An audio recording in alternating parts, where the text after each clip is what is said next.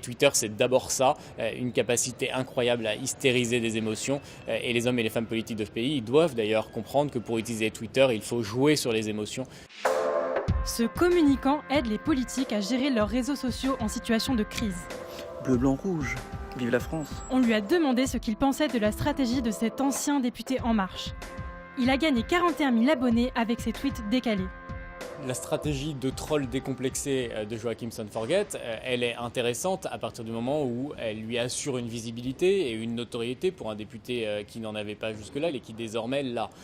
Mais elle devient extrêmement kamikaze et dangereuse à partir du moment où elle dégrade son image et à partir du moment où elle le met en difficulté au point de devoir quitter sa formation politique. Twitter, c'est l'art du clash et la formule choc, c'est évidemment quelque chose dont Joachim Son-Forget a réussi à apparaître comme l'un des maîtres, comme Donald Trump à son niveau.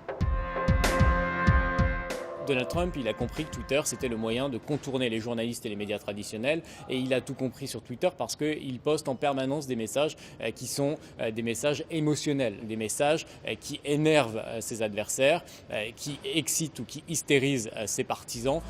En France, il y a 577 députés et près de 530 ont un compte Twitter.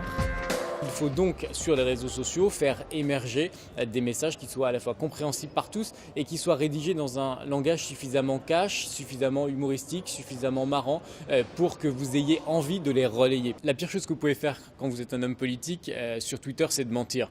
Pour une raison simple, si comme Laurent Wauquiez, vous dites un jour je suis gilet jaune et que vous affichez sur Twitter avec un gilet jaune et qu'immédiatement le lendemain vous dites je n'ai jamais enfilé un gilet jaune, vous apparaissez immédiatement discrédité et votre présence sur les réseaux sociaux, eh bien, elle est colossalement abîmée. Si j'avais un conseil à donner aux hommes et aux femmes politiques de ce pays sur Twitter, c'est engagez-vous pleinement et faites le jeu de la conversation parce que c'est l'âme même de la démocratie et de ces réseaux sociaux.